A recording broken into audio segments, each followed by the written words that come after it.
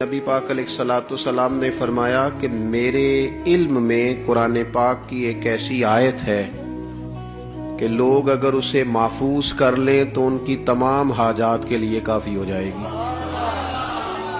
صاحب تفسیر مظہری قاضی ثناء اللہ صاحب پانی پتی رحمۃ اللہ علیہ فرماتے ہیں خود رسول پاک علیہ السلام اس آیت کو لگاتار تلاوت کرتے تھے۔ آیت کیا ہے؟ ترجمہ دیکھیے گا۔ الجھا ماحول ہو، پوری گھٹن ہو، اور میں آپ سے عرض کروں دکھ کئی دفعہ اکٹھے ہی آ جاتے ہیں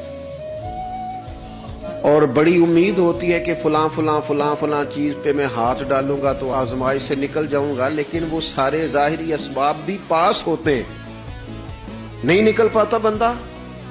تو رب کریم نے ارشاد فرمایا اس آیہ مقدسہ میں، فرمایا وَمَن يَتَّقِ اللَّهَ يَجْعَل لَّهُ مَخْرَجًا، فرمایا جو رب سے ڈرے گا نا اللہ اس کے لیے نجات کا رستہ بنا دے گا، اللہ راہ بنا دے گا اس سے۔ شرط کیا ہے؟ اللہ سے ڈرے، بندوں کو دیکھ کے تعین نہ کرے کہ میں نے کس طرف جانا ہے، ہر وقت لوگوں کے سامنے اپنی وضاحتیں نہ دیتا پھرے، اپنے رب کے سامنے اپنے آپ کو کلیئر کرے۔ اللہ سے گر ڈرے گا اللہ اس کے لیے رستہ بنائے گا، ہر مشکل سے نکلنے کے لیے راہ مل جائے گا۔